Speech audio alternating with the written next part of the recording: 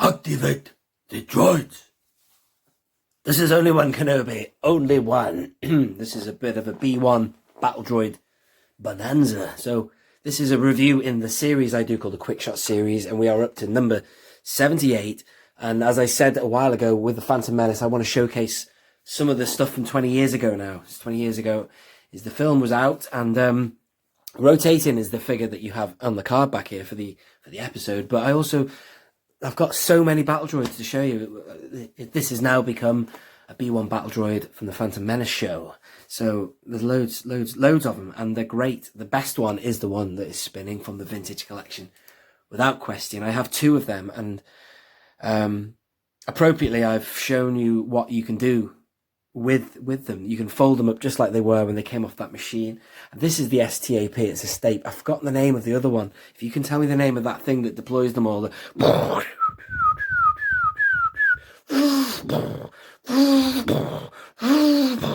It's quite scary that when they start dropping them and you just see like a huge battle formation. I was going to say about the B1 battle droid, though the Jedi make them look pathetic because they're so defeatable by lightsaber fire and force sensitive Jedi. A B1 battle droid is quite an intimidating thing when it comes to the fact they're really tall in stature. And if you were an unarmed human like on the Boo, no doubt those people were terrified when they first arrived on the Boo. And that, you know, and as the movies go on, they become a little bit more sillier every movie. The voices change. In Revenge of the Sith, it's like, "Oh, what you doing? Wow!" And in the Clone Wars, they talk like that. But in this film, they're very much more monotone. "Check it out, Corporal. We'll cover you." "Roger, roger." You know, "Check it out, Corporal. If they're down here, sir, we'll find them." So what I have here is, first off, we'll start on the vintage collection one, of course. Great card back. It's just nice to see the hangar bay. And the figure is so well articulated. It's brilliant. Look at it. It's the definitive B1 battle droid from the Phantom Menace. And as I said, I'm repeating myself now, you can get them in that pose. If you had multiple of these, like if you were someone who was lucky enough to get this on clearance, I think they were on clearance at the end of the Phantom Menace run. If you've got lots of these, you can recreate the Battle of Naboo by having a lot of them down in that squatting pose there. But the articulation just means you can get them in nice stances like that one there. And they're quite agile, aren't they? The rubbish, the crap against Jedi, but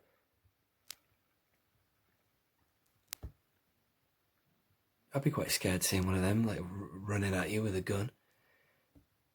I just sort of cocked his head a little bit, so he's just sort of like got that kind of sinister, expressionless face.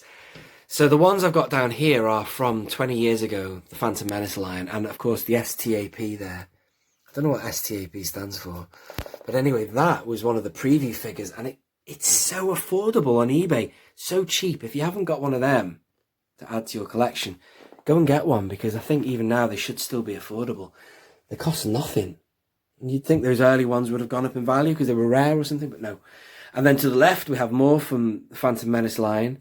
And then this one came out in the Power of the Jedi, which is the security droid. Let's go back in time. The first one I ever got was 20 years ago in a Poundland or Pound Stretcher. I got this one here, which I thought was the only one you could get. Excuse me while I just get it to focus. I subsequently found out that there were more than one type. If you go on James from Fellow Figure Collectors, he has all of them carded. So that was one of them. The weathering and the blast effects on that one, I think this is officially known as like the blast one, I think it's called. The blast marks there, the silvery, not that good. This one is very similar, but it looks kind of like burn marks on that one there. Slightly better. The articulation of these ones here is not very good. I think it's got a hinge on the elbows, swivels, and is it a ball jointed head? No, just a swivel. But anyway, that one looks slightly better. But then this one here is awesome. I wished I had more of this one. This is the kind of like, it's got that washed look to it, like the Sand Troopers have got that kind of finish. So the whole body has been coated in that grime. And that's a brilliant one. So if I was to have them all on display, he'd be me leader of the pack and the others can go behind. But this one here, this security droid, I remember it was 2004. I was living in London.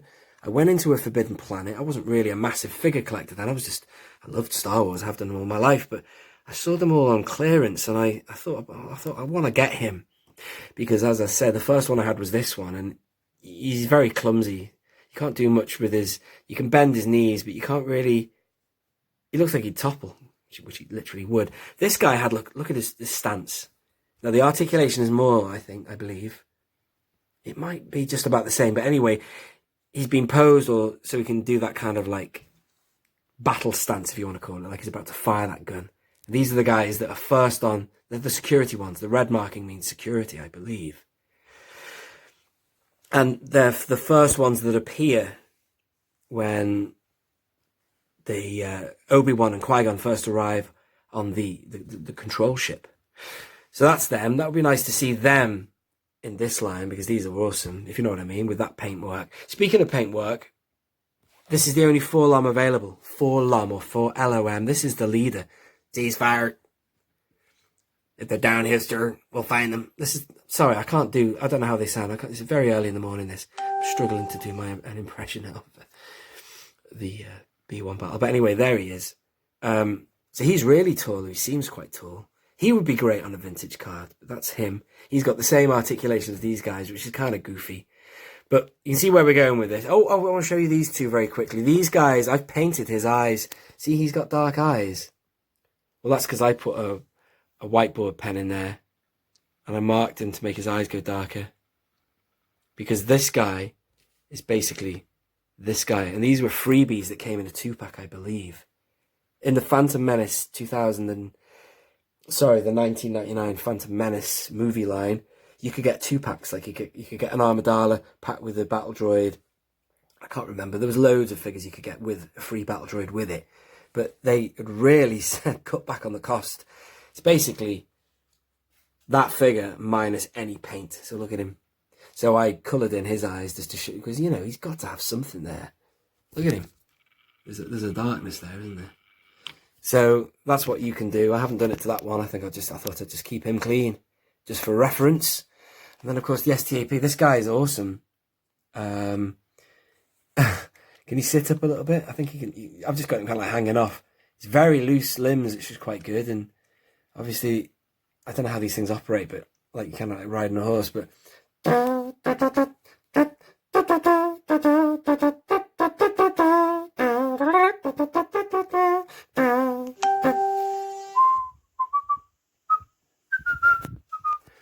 these Jedi are not to be taken for granted, or whatever he says. If they're down here, sir, we'll find them. There you go, he's focused now. So that's my battle droid collection. These are all the battle droids I own from Phantom Menace anyway. I've got some from Attack of the Clones, which are that red colour, the Geonosian ones. And now let's just move in on these final ones. So this is a brilliant battle droid. When I first saw, I mentioned this a lot in my videos nowadays because I'm on this Phantom Menace line. When I first was aware of the vintage collection, it was about 2012. I walked into a Forbidden Planet and I saw these card backs. And it was just at the point when these were coming out. And I first of all saw all these Phantom Menace cards and I thought, wow, that's so familiar. The racetrack, and then it occurred to me, I saw the Kenner emblem and the rest is history. I thought, wow, awesome. And then I saw some videos online when people were saying they were the definitive, and I wouldn't disagree. This is I can't speak, the definitive battle droid without question. But let me be totally honest with you. When I was in the shop and I saw this guy and I was looking at Qui-Gon and Maul, and I saw this battle droid and I thought, you know, I don't really need it if I was to buy it because I've got all these, but actually you do need it. If you want to get some battle droids on the go, you do, because it's the best. But also the plastic quantity is slightly less than, say, the others for the price you pay. But then again, you do get the backpacks. Let me just go down here. You can tell by the quality of the plastic as well. Look at that shine to it. It's a good quality plastic.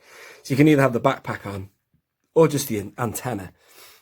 So let's get back to this guy. This guy, I've just chosen to just put the antenna on him, just to make him a little bit less, you know, top heavy or whatever. But officially, they should have a backpack on them. Yeah, the droid controlled ones, I guess that's for the main big battle. But they're brilliant. Really good articulation. You can do pretty much anything you want to them. I won't go into too much detail on the articulation. You can pretty much see what it can do by me squatting that guy down there.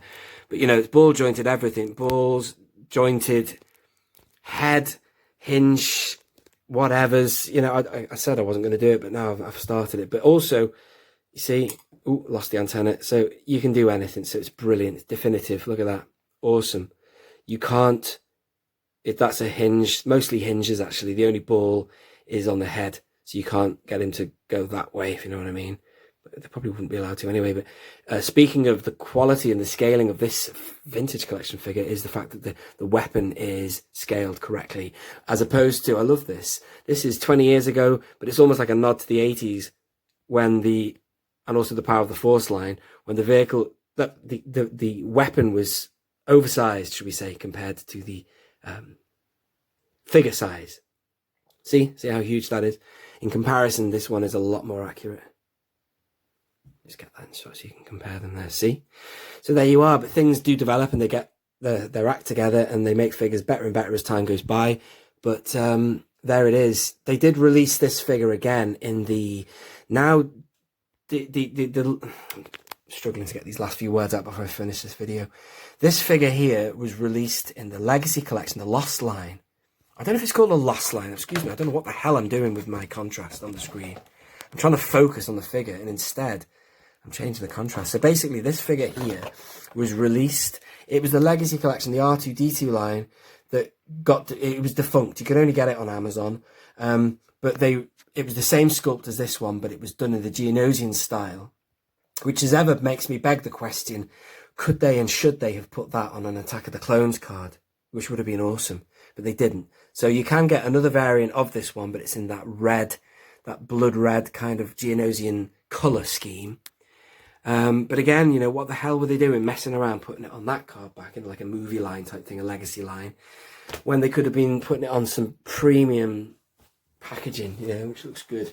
And if openers can have it open, carded people can have it carded, because it's the best line to keep carded, in my opinion, the vintage collection. So there you go. But you know, maybe one day they can bring it back to the Phantom Menace. The Attack of the Clones line, excuse me. So there you are. That has been a bit of an overall tour of the B1 Battle Droid. I thank you for sticking with me. If you have made it this far and you have enjoyed it, please do subscribe to Only One Kenobi. Do not forget to put a thumbs up on the video. Of course, it does help the channel grow. Thank you for watching. This has been Only One Kenobi. Only one. Roger, roger. Out. Why am I still here? Out!